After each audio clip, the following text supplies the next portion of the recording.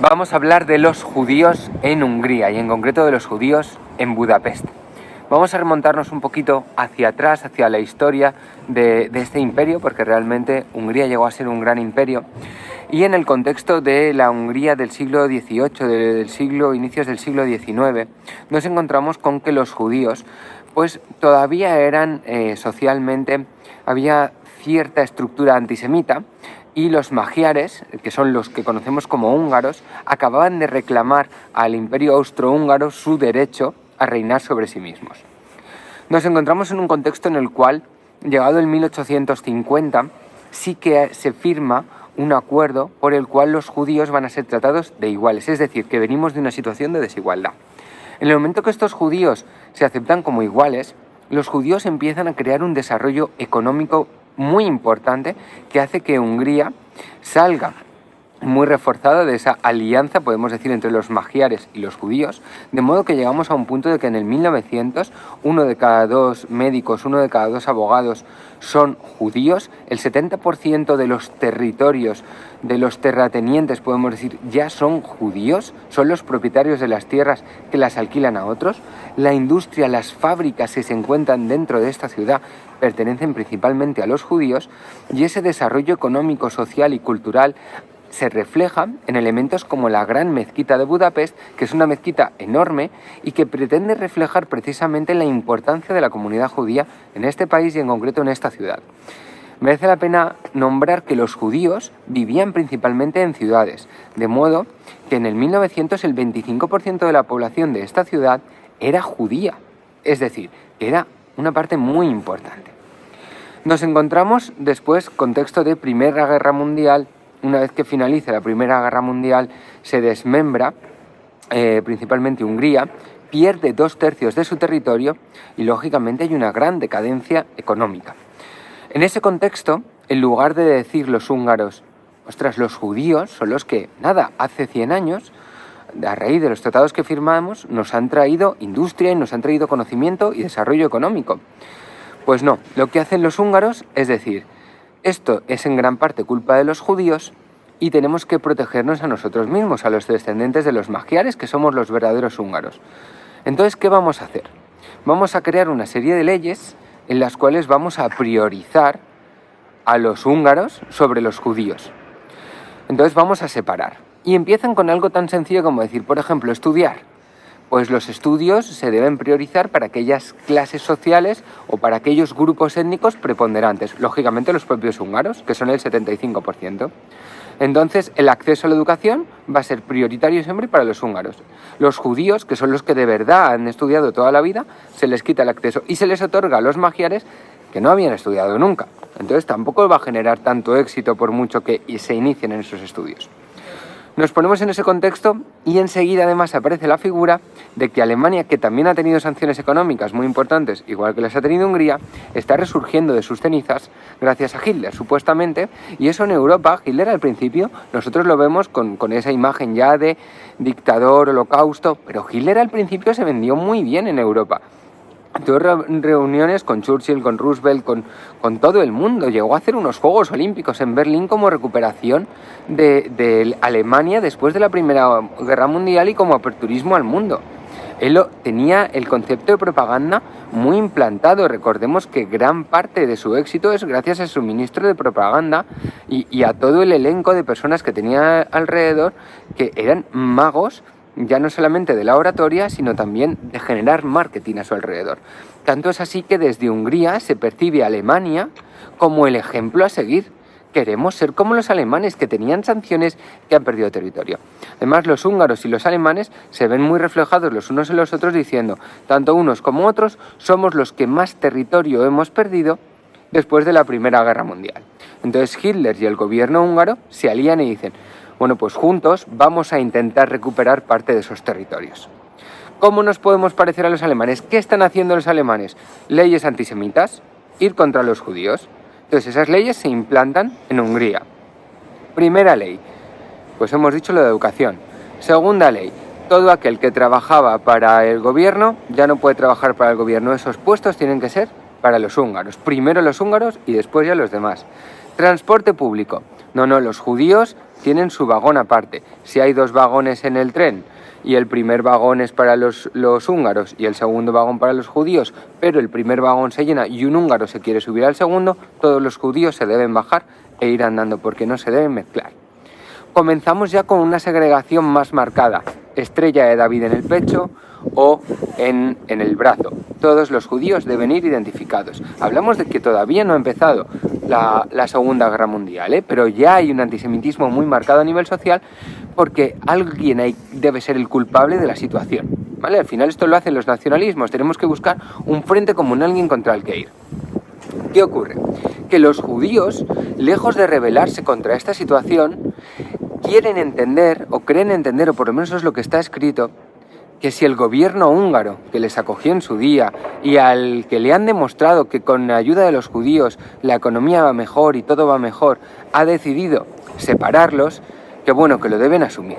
Pero es que esto continúa y el gobierno húngaro, para impedir que el desarrollo económico esté en manos de los judíos, les empieza a quitar las licencias de actividad. Usted tiene montada una frutería, la tiene que cerrar. Tiene montado una oficina de divisa, la tiene que quitar. Lo tiene que quitar. Y además le quito el permiso de trabajo, ya no pueden trabajar.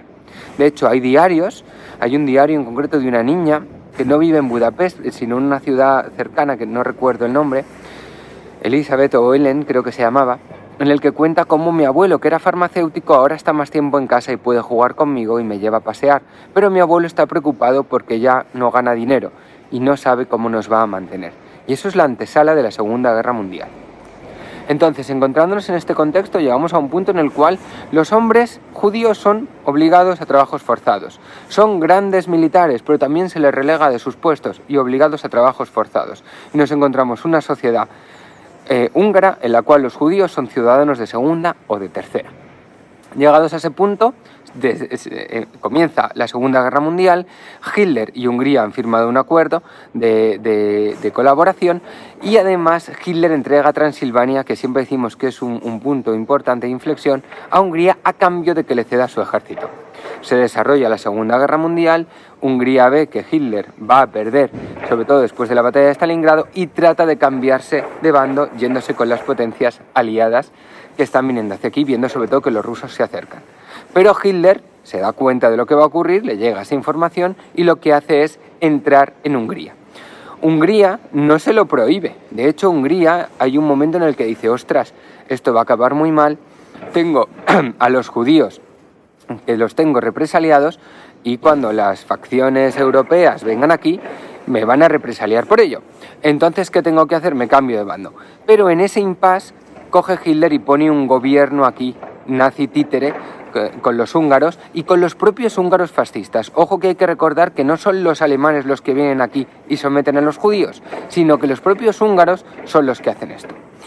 Un punto muy importante antes de entrar a esta parte.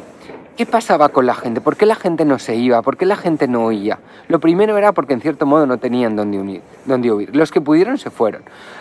Pero sobre todo, ¿por qué no se quejaban los húngaros de, oye, mi vecino que es judío y que lo conozco de toda la vida, ahora resulta que veo que lleva una estrella y que le habéis quitado su trabajo y tal? Oye, que somos personas, que yo me quejaría si veo a mi vecino. Había miedo.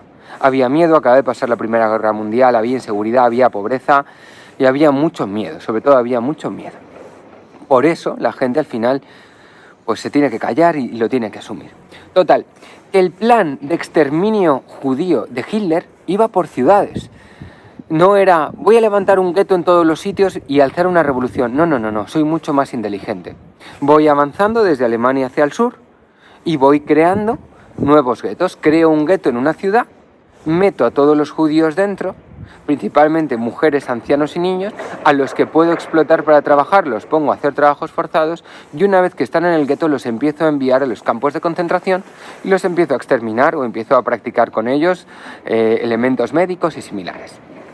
Total, que nos encontramos en el contexto de que el gobierno húngaro ha pretendido detener las deportaciones, el gobierno nazi se ha implantado aquí, han venido los nazis, se han aliado con los fascistas locales, que son las cruces flechadas, Y a partir de ese momento, en Budapest, que es la última ciudad en la que se crea gueto, se crea el gueto, se mete corriendo todos los judíos, el gueto se crea en 4 días, literalmente, se levantan las paredes entre los edificios y se aísla, se quedan 2 sinagogas dentro del gueto y se empieza a meter gente dentro. Insistimos, los propios húngaros ya no pueden decir demasiado porque ahora los nazis ya están aquí dentro. En ese contexto es cuando encontramos las deportaciones y esas caminatas de la muerte o marchas de la muerte en las cuales se obliga a los judíos que están en el gueto a salir andando hacia los campos de concentración más cercanos de Polonia y de Austria. En ese contexto, muchos de ellos mueren, muchos de ellos no llegan ni siquiera a destino, muchos mueren dentro del propio gueto, más de 7.000, y hablamos de que se produce un exterminio de 500.000 de personas. Como los nazis saben que están viniendo los rusos y que ya están muy cerca, llega un momento que dicen, da igual, si lo que queremos es matar judíos, que no se vayan al campo de concentración, y los tiran al Danubio.